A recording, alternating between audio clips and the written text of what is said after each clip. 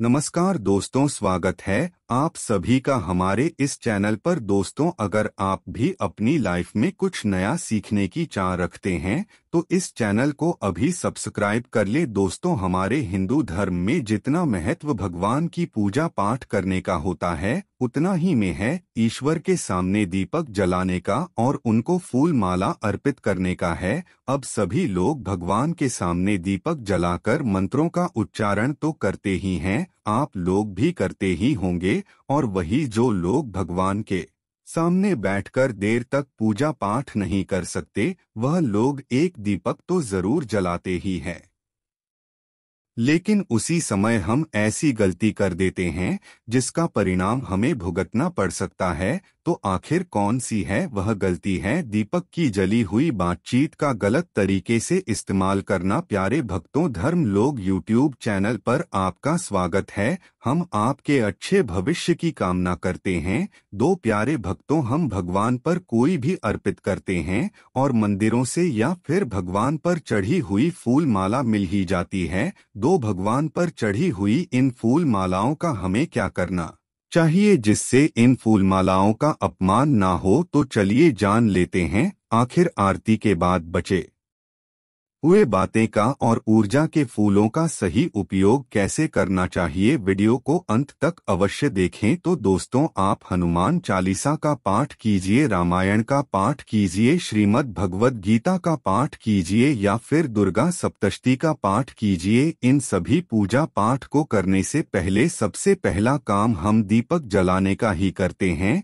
हम भगवान के प्रति अपनी आस्था और अपने विश्वास को दीपक के जरिए ही भगवान तक पहुंचाते हैं। दो दीपक की लौ का जलना और बूझना, दीपक की लौ में हुई का बनना और दीपक में अधजली ही का बचना क्या संकेत देता है, इस बारे में हम आपको पहले ही बता चुके हैं। अब जानते हैं कि दीपक की जली हुई बातें का हमें क्या करना चाहिए। तो अक्सर क्या होता है कि हम अपने घर में जो दीपक जलाते हैं उनकी बची हुई बातें को एक साथ रखते हैं और हफ्ते 15 दिन यह महीने भर बाद हम जब भी किसी पवित्र जगह पर जाते हैं, यह पवित्र नदी के आसपास जाते हैं, तो उन सब की पोटली बनाकर उनको नदी में प्रवाहित कर देते हैं। अगर आप इन्हें सम्मान के साथ प्रवाहित कर रहे हैं तो बात अलग है, लेकिन हम लोग जल्दबाजी में इन्हें फेंक देते हैं और फेंकना और प्रवाहित करना दोनों अलग बात होती है। तो पहले यह समझते हैं कि जो दीपक की जली हुई बातें हैं यह कोई साधारण चीज नहीं है। इसने अपने भगवान को जो भी पूजा पाठ अर्पित किया है, इन सभी मंत्रों की तरंगे इस बात में निहित होती है और इस बातों को फेंक देना इसका अपमान होता है, जो कि सरासर गलत है। आप जली हुई बात, इसे वह चमत्कार कर सकते हैं जो आपकी सोई हुई किस्मत को जगा सकती है और आपके जीवन को पूरा बदल सकती है। बस आपको सही तरीका आना चाहिए। तो दोस्तों, आपने दीपक को जलाने के बाद भगवान के सामने जितनी देर तक मंत्र जाप किया है, भगवान का नाम जप किया है, जितनी भी पूजा अर्चना की है, सभी की शक्तियां इस दीपक के माध्यम से ही भगवान तक पहुंचती है। तो यह दीपक तो यकीनन बहुत ही ज्यादा शक्तिशाली हो चुका है। तो दोस्तों, आप अपने दीपक की जली हुई भारतीयों को इकट्ठा कीजिए। हफ्ते यहाँ 15 दिन तक बातें एक साथ इकट्ठा कर सकते हैं। अब इन भारतीयों को और धूप बत्ती के नीचे बची हुई भारतीयों को आप इकट्ठा कर लीजिए। अभी से एक मिट्टी के सकोरे में रखें और आप मिट्टी के सकोरे में इस बात के ऊपर आप थोड़ा सा धूप जुड़ा, थोड़ी सी हवन सामग्री डाली। इन सभी के ऊपर अब आपको थोड़ा सा कपूर और घी डालना है और माचिस से इन सभी को जला दीजिए। अब इसे जलाने के बाद जब ज्योत प्रज्वलित हो जाए, कभी इसे हाथ से बुझा दीजिए। ध्यान रखिए कि आपको खूब नहीं मानी है। अब इसमें जो धुआं निकलने लगेगा, अब आप भगवान श्रीमन नारायण का जाप करें और यह धुएं को अपने घर के कोने कोने में प्रवाहित होने दीजिए। लेकिन आप श्रीमान नारायण का मंत्र जाप करते रहें। आपको थोड़ी सी मेहनत जरूर करनी पड़ेगी, लेकिन यहाँ आपके लिए बहुत ही कमाल की सिद्ध होगी। अब कोशिश कीजिए कि जब तक यह धुआं निकल रहा है तब तक आप इसके सामने बैठकर भगवान श्री हरि का नाम जप करते रहें। आप चाहें तो पूरे घर में इस धुएं को दिखाने के बाद इसे तुलसी की क्यारी के पास रख सकते हैं। इससे होगा यह कि आपके घर की नकारात्मक ऊर्जा तो दूर हो ही जाएगी, लेकिन आपने जो भगवान श्री हरि का नाम जप किया है उससे यह राख सिद्ध हो जाएगी। आप इसे छानकर एक डिब्बे में भरकर रख लीजिए। हर रोज सुबह पूजा करने के बाद इस बात की भवभूति को आप अपने माथे पर थोड़ा सा लगाइए। ऐसा करने से भगवान श्री हरि आपके आने वाली मुसीबतों से रक्षा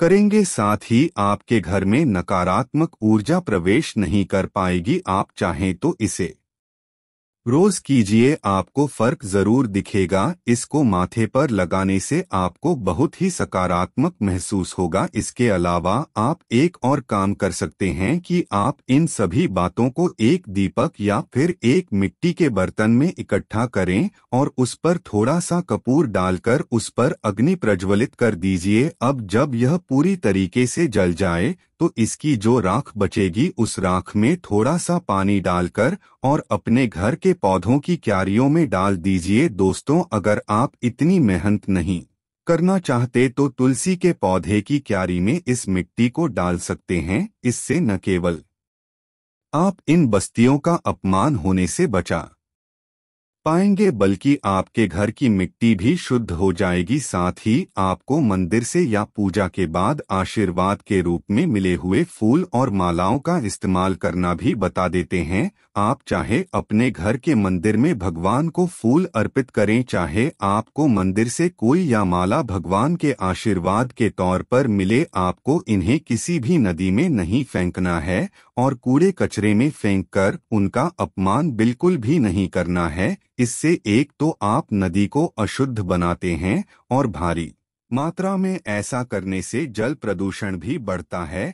पानी में जब यह फूल माला बहुत लंबे समय तक पड़ी रहती है तो यहाँ सड़ जाती है। अब आप गंगा नदी यमुना जी के पानी को ही देख लीजिए, जहाँ नदियाँ पवित्र नदियाँ हैं, लेकिन आप अभी के समय में इन नदियों का जल बिना संशोधन के नहीं पी सकते। तो कचरा चाहे कूड़ा या धार्मिक जगह का ही क्यों ना हो, नदियों में फेंकना सरासर गलत है। और दूसरा, इसे भगवान के आशीर्वाद का भी अपमान होता है। तो आपको करना क्या है कि आप इन सभी फूलों को इकट्ठा करें और इन्हें सुखा लीजिए।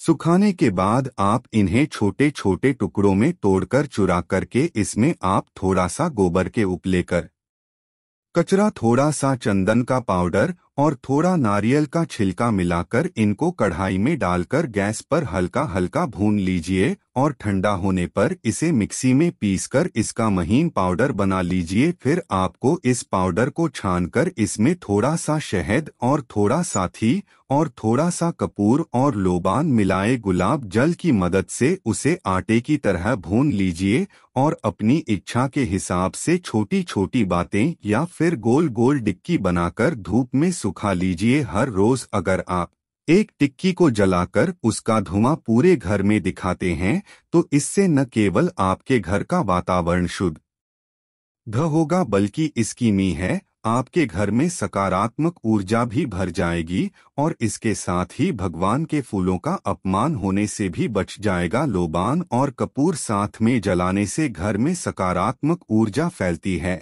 और गोबर के उपले और गोमूत्र न केवल आपके वातावरण में मौजूद बैक्टीरिया को खत्म कर देते हैं बल्कि आपके घर की ऊर्जा को भी पवित्र कर देते हैं। आगे से कभी भी भूल कर भी आप दीपक की जली हुई बातें और भगवान पर चढ़ाए हुए फूल माला का अपमान न करें और आप यह उपाय जरूर करिए, आपको लाभ जरूर मिलेगा। तो दोस्तों, उम्मीद करते हैं कि आपको यह जानकारी जरूर पसंद आई होगी। अगर आपको यह वीडियो पसंद आई हो तो वीडियो को लाइक जरूर कीजिएगा ताकि भगवान श्री कृष्ण की कृपा सदा आप पर बनी रहे और कमेंट में जय श्री कृष्णा, राधे राधे, जय श्रीमन नारायण अवश्य लिखें। तो मित्रों, आज के लिए बस इतना ही, फिर मुलाकात होगी एक नए और ताजा एपिसोड में। अब तक के लिए नमस्कार।